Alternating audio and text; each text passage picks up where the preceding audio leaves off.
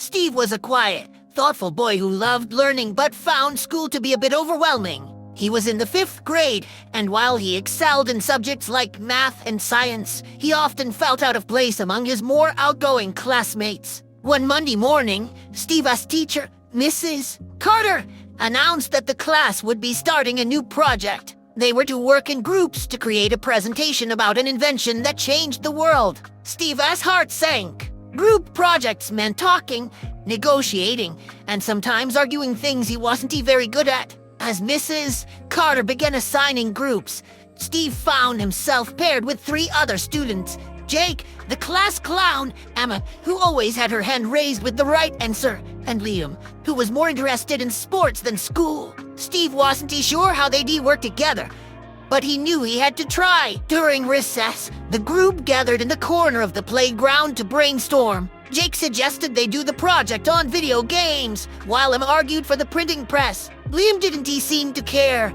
busy dribbling a soccer ball as they talked. Steve listened quietly, unsure of when to speak up. Finally, he took a deep breath and said, "What about the light bulb?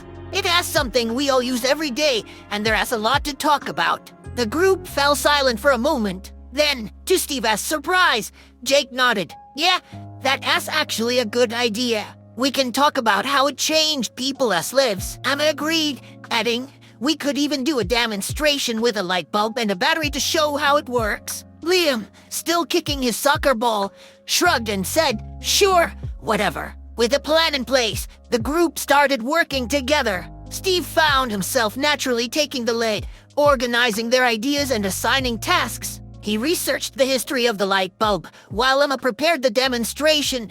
Jake worked on the slides, and Liam offered to help with the presentation. As the week went on, Steve's confidence grew. He realized that, despite their differences, each of his group members had something valuable to contribute. Jake's humor lightened the mood during their long work sessions. Emma's knowledge ensured their project was accurate, and even Liam, who wasn't that interested at first, became more engaged as they practiced their presentation together. On the day of the presentation, Steve was nervous, but he knew they were ready. When it was their turn, they stood in front of the class, and to Steve's amazement, everything went smoothly. Emma explained the history.